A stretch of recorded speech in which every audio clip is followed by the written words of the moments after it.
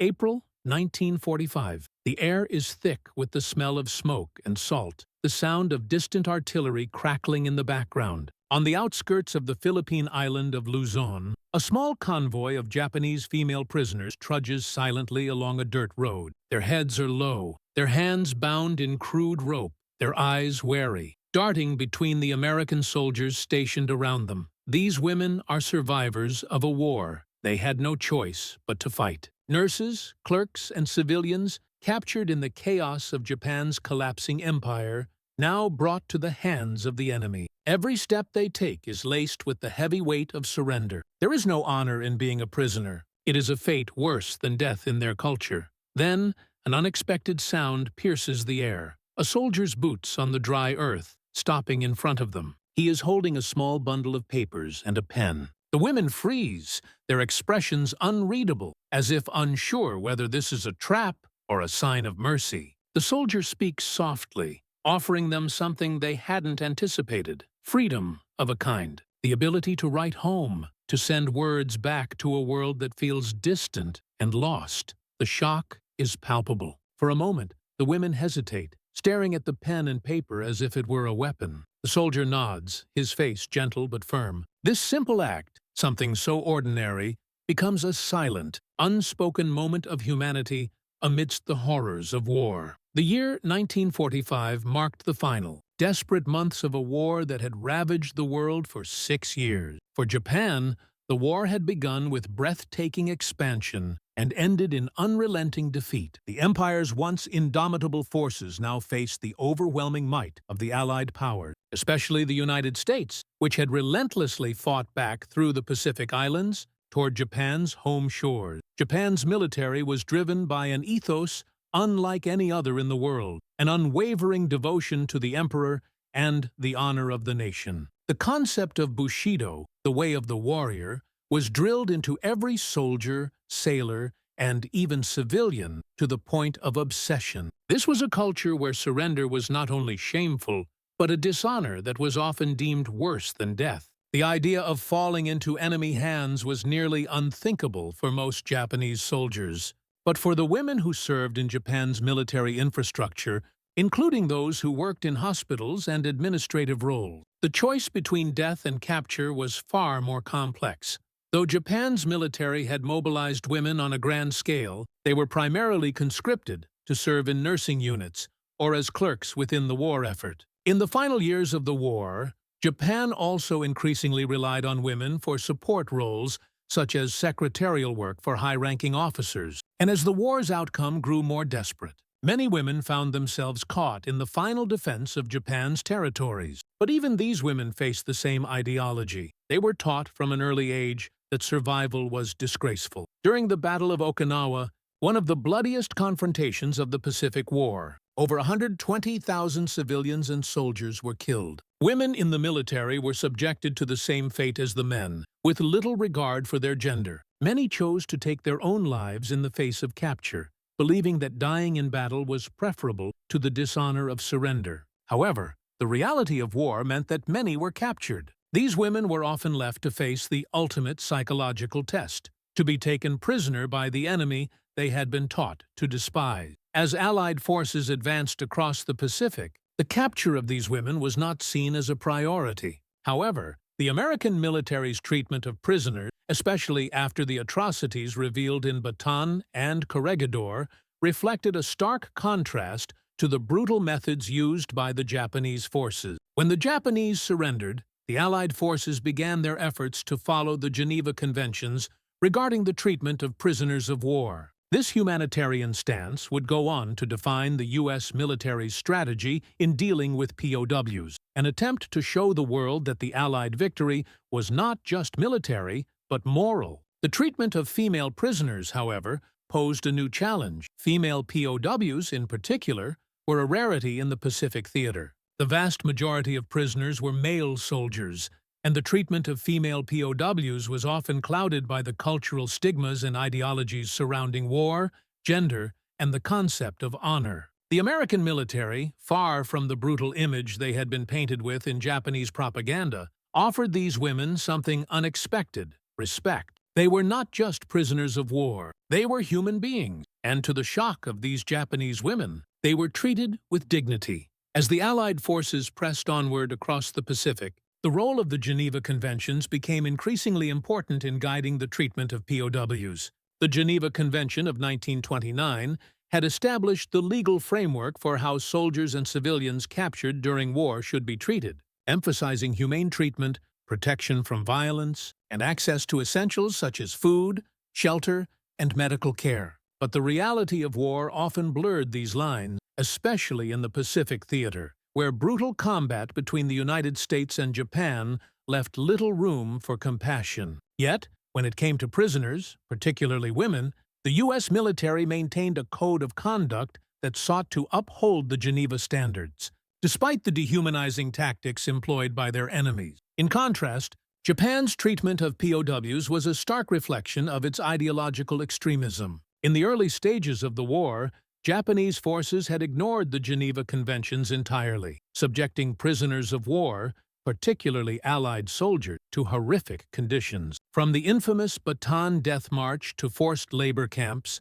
the brutality of the Japanese treatment of prisoners became one of the darkest chapters of the war. For the Japanese, surrendering to the enemy was an act of dishonor, and this worldview often led to extreme actions toward both captured soldiers and civilians. Female POWs were particularly vulnerable in this context. They faced the compounded horror of being both soldiers of a defeated empire and women, considered inferior by the wartime ideologies of the day. For Japanese women captured by American forces, the fear of being treated as disposable or subhuman was deeply ingrained, having been indoctrinated by the harsh propaganda of the empire. The American treatment of Japanese female POWs was not only a point of contrast, but also a psychological weapon. For many of these women, the concept of being treated with humanity by the enemy was unfathomable. After all, their understanding of war was based on a worldview where the enemy was evil, dishonorable, and deserving of contempt. To be given food,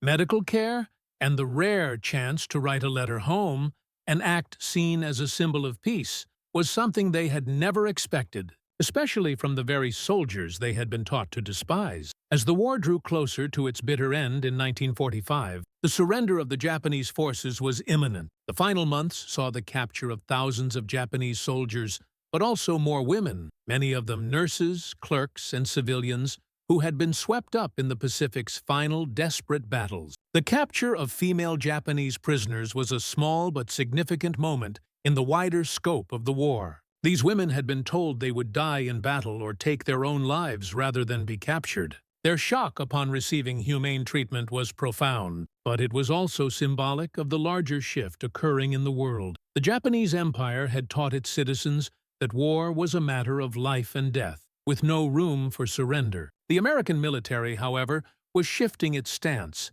not just as a means of winning the war, but as part of a broader vision of victory. The idea of being victorious not only on the battlefield but also in terms of morality became a key aspect of the Allied narrative. The humane treatment of these female POWs was more than just a tactical decision. It was a psychological tool, aimed not only at the women themselves, but at the Japanese population as a whole. The letters these women wrote back to their families carried profound meaning. They weren't just personal messages from a daughter or a wife, but they also carried the weight of a new reality, a reality where the enemy could show mercy and where those who had fought for the emperor could be shown kindness. For the American soldiers, the act of allowing Japanese women to write home was not just about morality. It was also about sending a message to the world. If the war was truly over, then it was time to show that the future of humanity could be defined by compassion, not violence. For the Japanese women who were captured by American forces in 1945,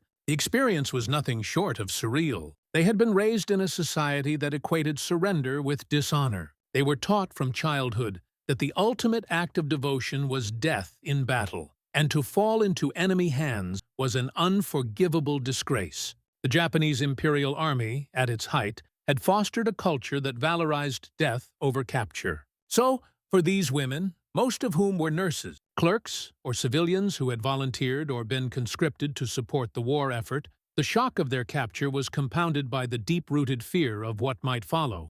When the American soldiers, weary from months of brutal combat, approached the women and offered them paper and pen, the act was not only a break from tradition, but an emotional rupture. The women, who had expected to be stripped of their dignity, their freedom, and even their lives, found themselves faced with an opportunity to communicate. A simple act of humanity that shattered everything they had been taught. The first few moments were filled with confusion and disbelief. They stood still, unsure whether this was a trap, an attempt to break their spirits. But the soldiers were earnest, offering no threats, only the means to write letters back to their families. This small act became a powerful emotional anchor for these women, a thread of connection to the world they had left behind. The moment they picked up the pen and wrote their first letter, it was as though they were reclaiming a small part of their humanity, a fragment of dignity amidst the chaos of war. The fear, the uncertainty, and the overwhelming sense of loss that had dominated their lives for so long began to shift into something more hopeful.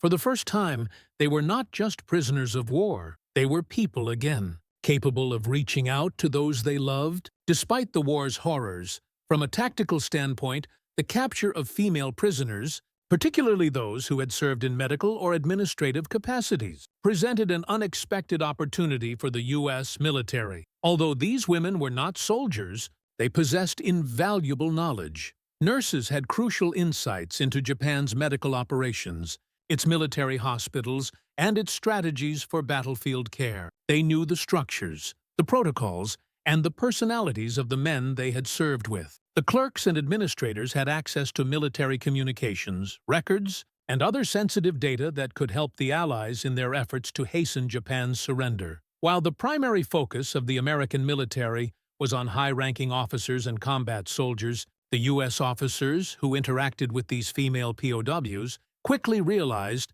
that they had a wealth of knowledge that could be leveraged. The letters the women were allowed to write were not just personal. They were also part of a psychological operation designed to undermine the morale of the Japanese home front. The U.S. military understood the power of propaganda. These letters would be read by their families, who would, in turn, receive the message that their loved ones were not being treated as savages or animals. Instead, they were being shown dignity and respect. This not only provided hope to the prisoners, but also served as a form of subtle psychological warfare aimed at the Japanese civilian population. The juxtaposition of the brutal treatment these women had been taught to expect versus the compassionate treatment they actually received was a powerful tool in breaking the psychological bonds of propaganda that had kept them loyal to their emperor and the imperial cause. The women themselves became unwitting players in a larger game, one that would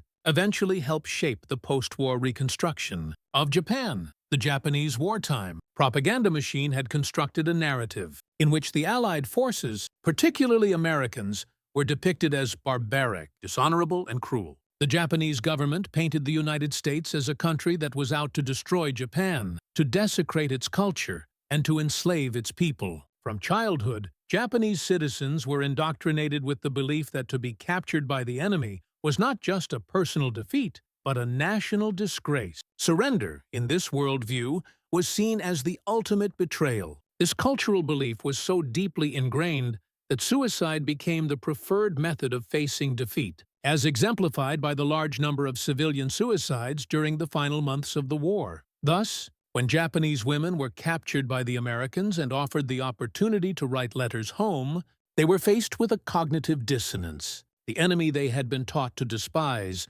the enemy they had been told would treat them with cruelty, was showing them mercy instead. This moment of humanity extended not just to the women but to their entire worldview. The letters they wrote home were not only messages of love, but were also a form of cultural dissonance.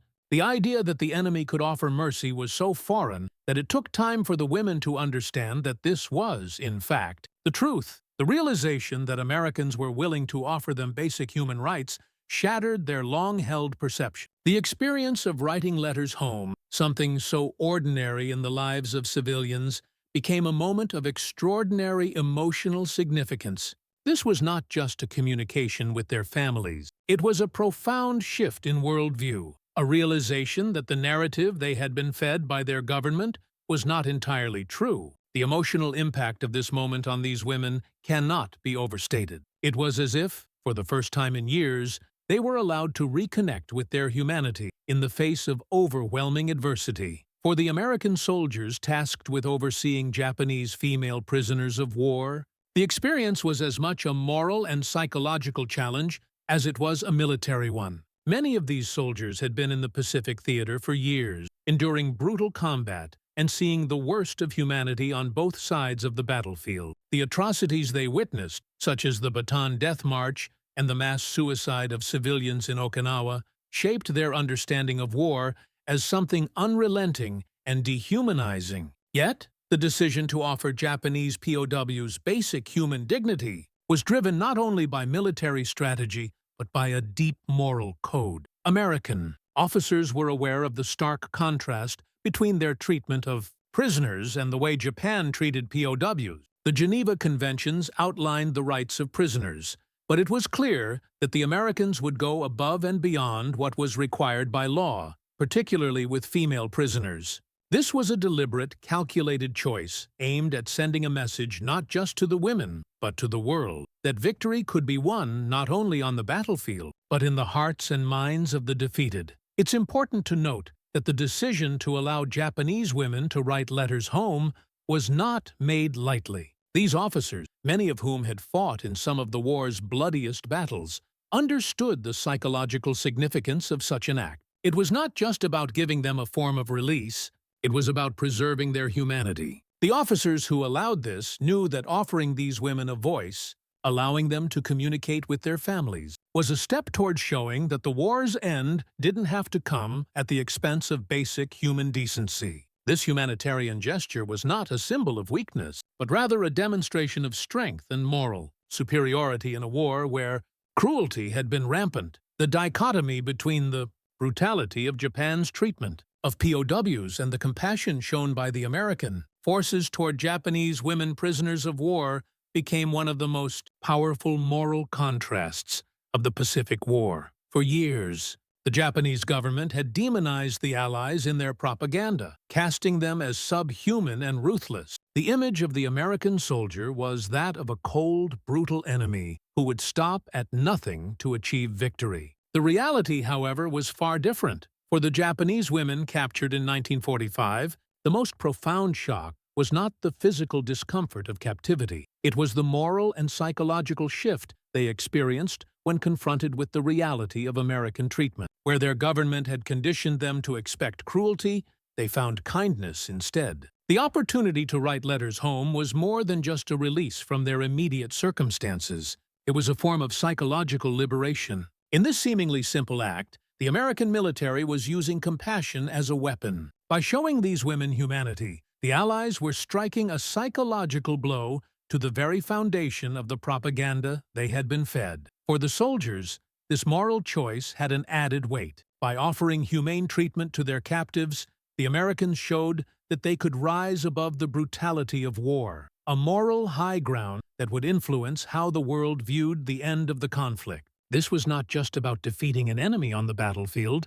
It was about showing the world that the victors had the moral authority to rebuild and to offer compassion where none was expected. The presence of Japanese female POWs in the hands of the American military was a significant turning point, not just in terms of the war, but in terms of gender roles during wartime. Throughout history, the majority of soldiers in any army have been men, and war has been traditionally viewed as a male domain. Women were often relegated to supportive roles. In Japan, this meant nurses, clerks, and sometimes even factory workers. They were not supposed to be on the front lines, fighting alongside men or being captured by the enemy. For these women, the war had brought them into the harsh reality of male-dominated conflict, but not as combatants, rather as casualties of a nation at war. These women were not typically seen as direct threats by their captors, but they had been embedded in the machinery of Japan's war effort. Many of them had been tasked with treating wounded soldiers, dealing with the logistics of war, and administering to military hospitals,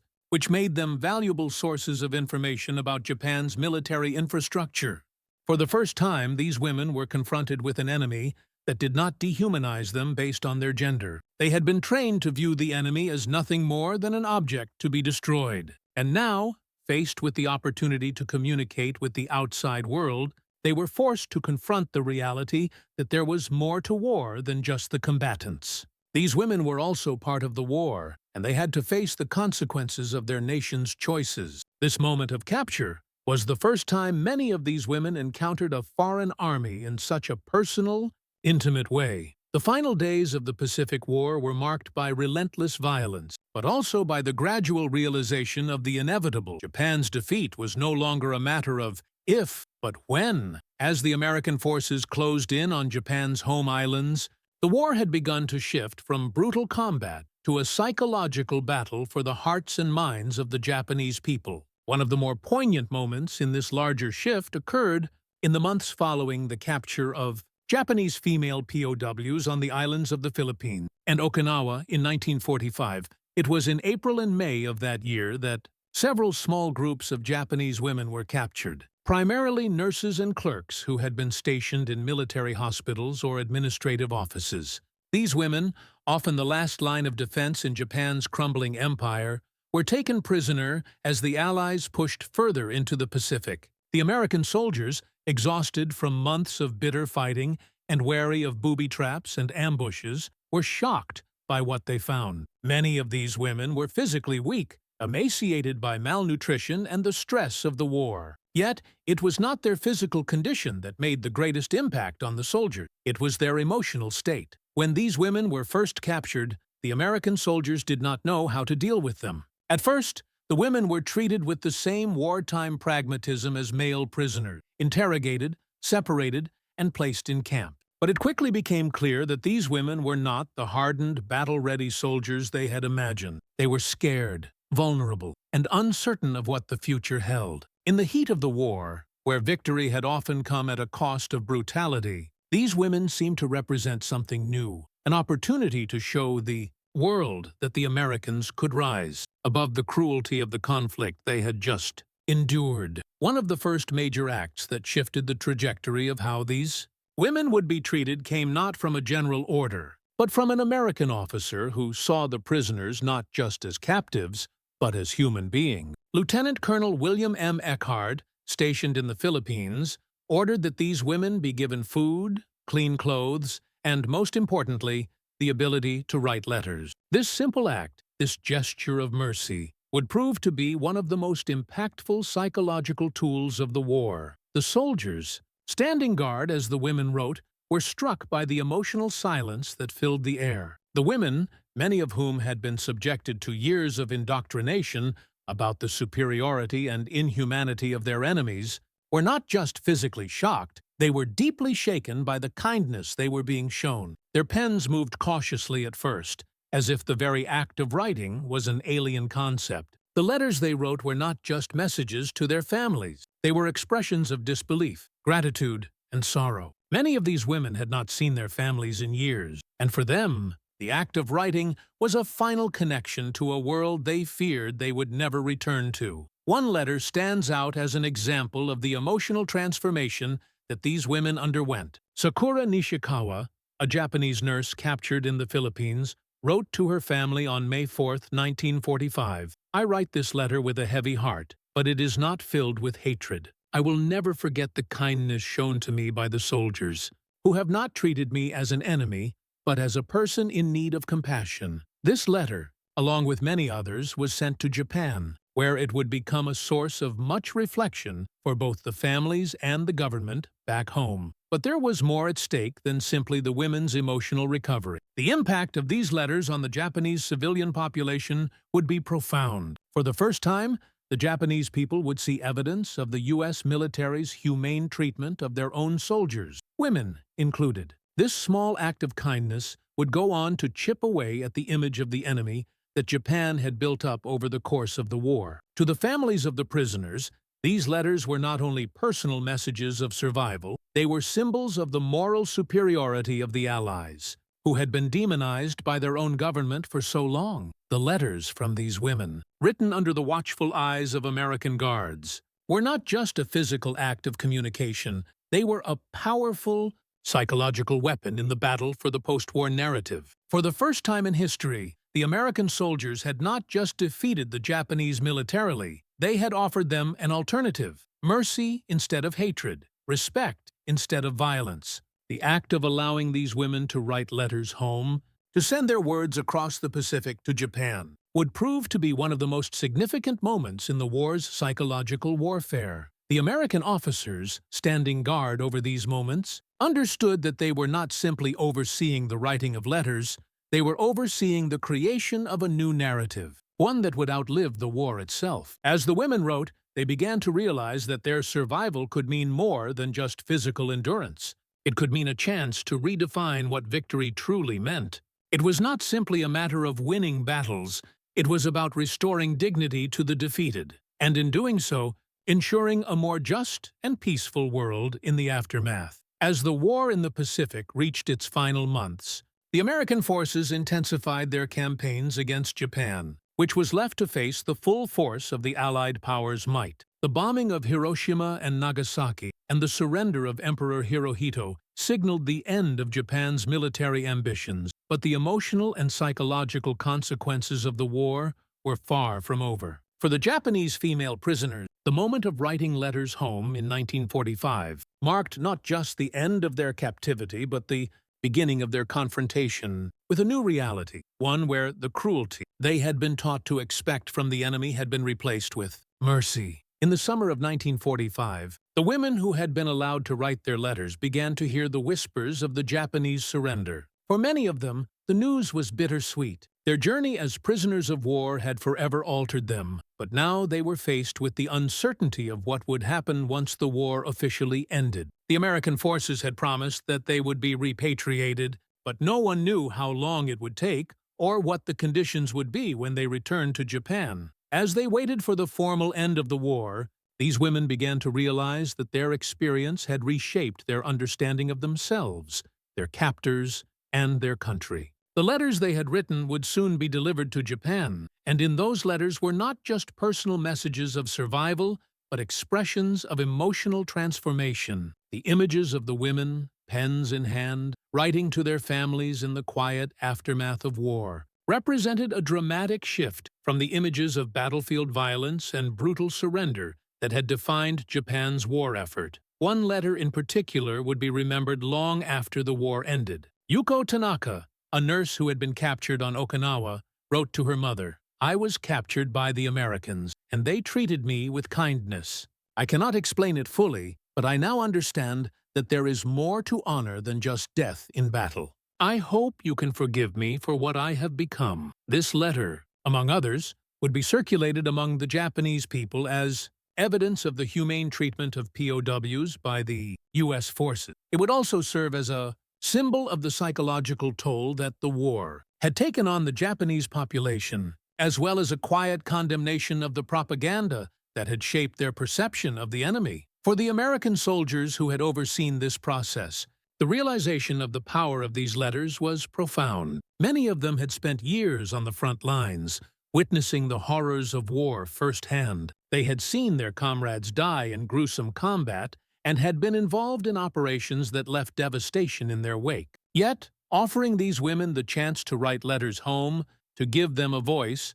was not just an act of mercy, it was an act of victory. In allowing the women to speak, the Americans had created an opportunity for the Japanese people to see that their enemy could be merciful, that even in the aftermath of war, humanity could prevail. As the letters were sent back to Japan, the Japanese public was confronted with the reality of their soldiers' treatment. For the first time, the families of these women saw that the enemy they had feared had not acted as monsters. Instead, the American soldiers had acted with humanity and respect, values that, for the Japanese, were deeply disorienting in light of the years of propaganda and militarism they had been subjected to. These letters were not just messages from loved ones. They were the first cracks in the walls of wartime indoctrination, offering a glimpse of peace and potentially of reconciliation.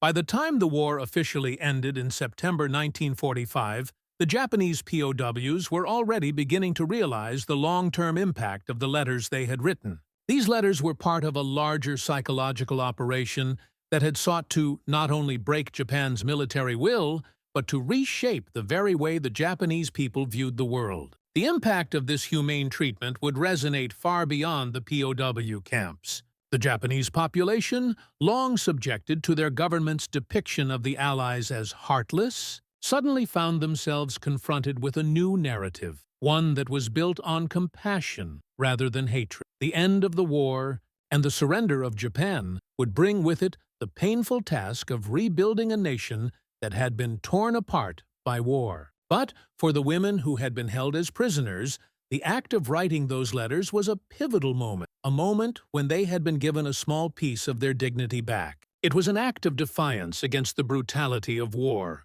a subtle but powerful declaration that even in the darkest hours of human conflict, there could still be light. The official surrender of Japan on September 6, 1745, brought an end to one of the most devastating conflicts in history. The war was over, but the consequences were far from simple. Japan lay in ruins, its cities reduced to rubble, its people physically and emotionally broken. The effects of the war would be felt for generations. But for the Japanese women who had been captured as POWs, the aftermath was not only about the end of their imprisonment, it was about reintegration into a world that had radically changed. The American military, having followed the Geneva Conventions throughout the conflict, began the process of repatriating prisoners of war. For the female POWs, the journey back to Japan was filled with uncertainty. They had been treated with respect by their captors, but how would they be received back in Japan, a country that had long viewed them as failed soldiers?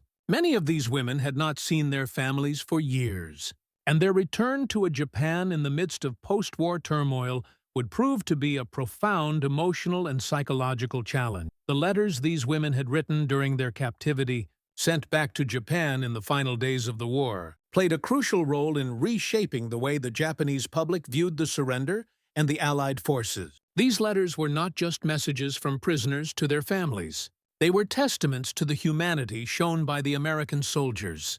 The messages spoke of kindness, compassion, and a recognition of the humanity of the women who had once been their enemies. These letters became a form of evidence, a tangible symbol that the Allied forces had won not only a military victory, but a moral one. The impact of these letters was far-reaching. Families who received the letters of their loved ones were not just relieved to hear of their safety. They were forced to confront the reality that the Allies had treated their family members with dignity and respect, despite the brutal propaganda that had been fed to them. For many Japanese families, these letters were a revelation. They were the first cracks in the facade of the enemy as a monstrous, inhumane force.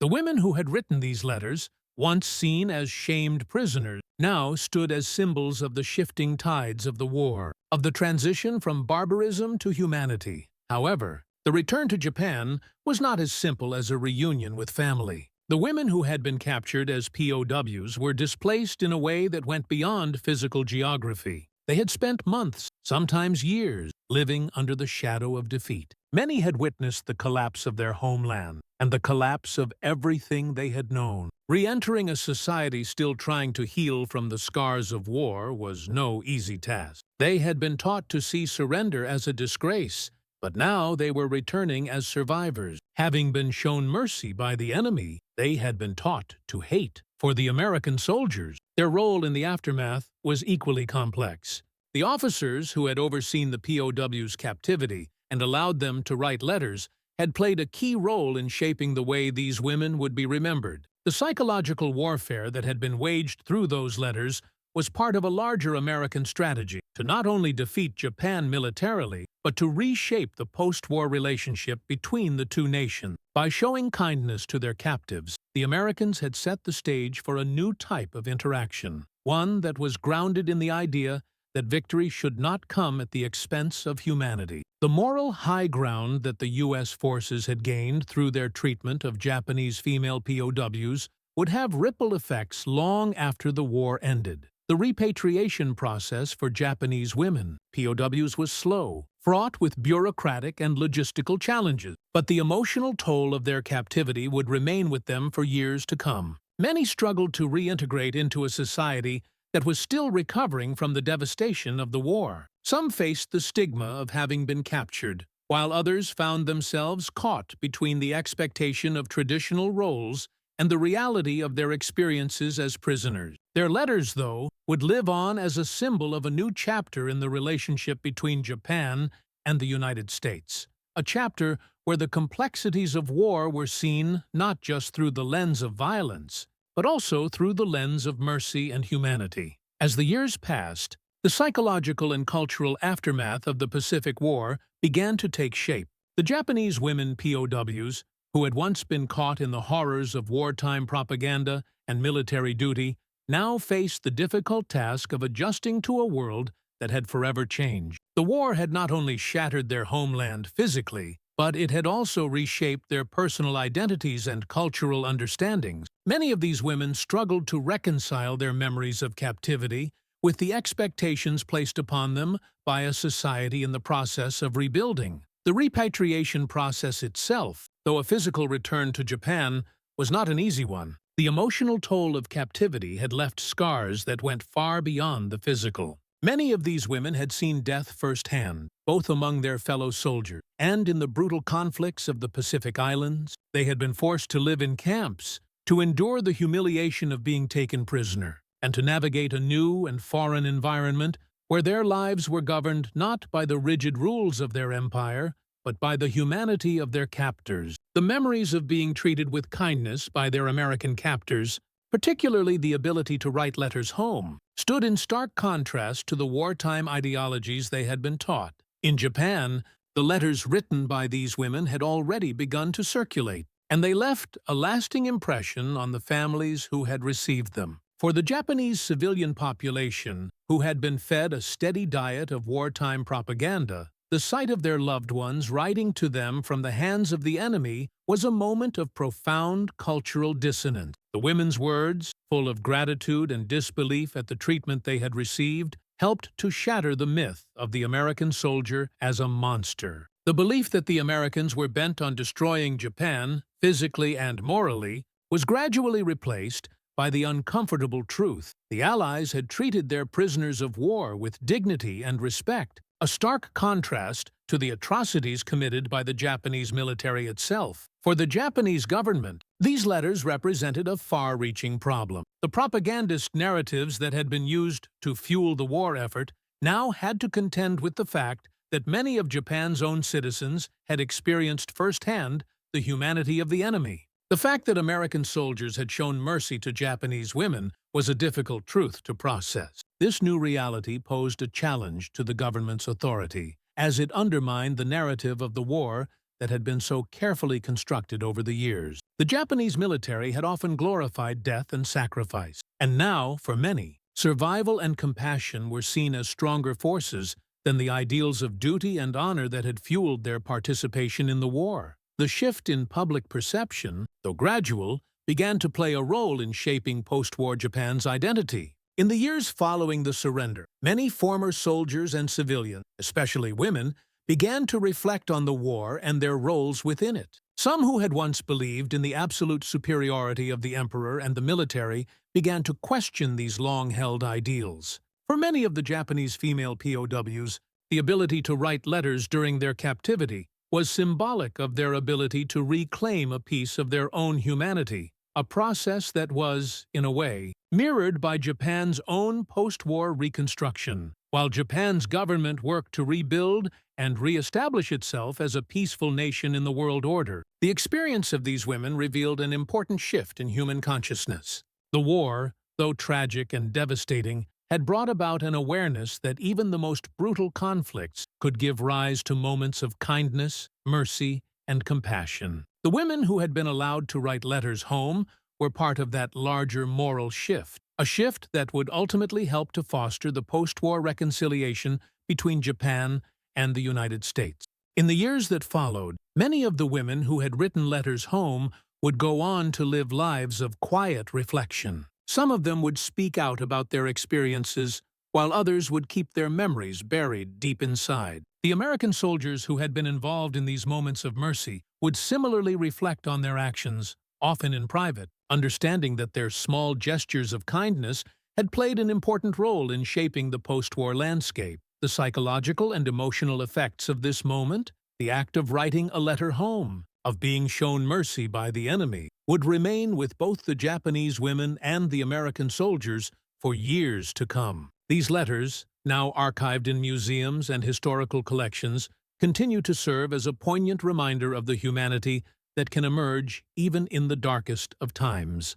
The act of writing those letters, of sharing one's thoughts and feelings, was not just a release. It was a symbol of survival and of the ability to rebuild a life after the devastation of war. In the end, the letters written by the Japanese female POWs in 1945 became more than just messages from one person to another. They became symbols of a new beginning. These small pieces of paper, filled with words of disbelief, gratitude, and sorrow, were not just about survival. They were about humanity triumphing over hatred, compassion over cruelty, and mercy over violence. In the midst of the Pacific War, when both sides had been taught to see the other as a faceless enemy, this act of kindness became a testament to what was possible when we refused to let war completely consume our morals. The women who wrote those letters were not just giving their families a final piece of themselves. They were unwittingly challenging the deep-seated ideologies that had bound them to the brutal realities of war. By writing to their loved ones, they began to reclaim their own dignity, the dignity that had been stripped away by the ravages of conflict and the harsh military culture they had been raised in. They were allowed a voice, a space to express their humanity, and in doing so, they helped to bridge a divide that had seemed insurmountable. The American soldiers who oversaw these moments of quiet compassion were not just soldiers. They were human beings, caught in the same tide of war, struggling with their own moral questions. For them, the act of allowing the women to write letters home was not just about showing mercy. It was about showing that victory does not have to come at the expense of humanity. In the years that followed, the small acts of kindness that were extended in those prisoner camps became part of the moral narrative of the war. The soldiers who had been involved in these moments carried them as a reminder that, even in the darkest times, there is always the potential for a higher calling. In the grand sweep of history, the stories of these women and their letters may seem like a small chapter, a fleeting moment in a war that spanned the globe. But the impact of that moment was profound. It shaped not just the women who wrote the letters, but the generations who would come after. The letters became a bridge, not just between two individuals separated by war, but between two cultures that had been taught to fear and hate one another. They offered a glimpse into what the world could look like if we chose to lead with compassion, even in the most difficult of circumstances.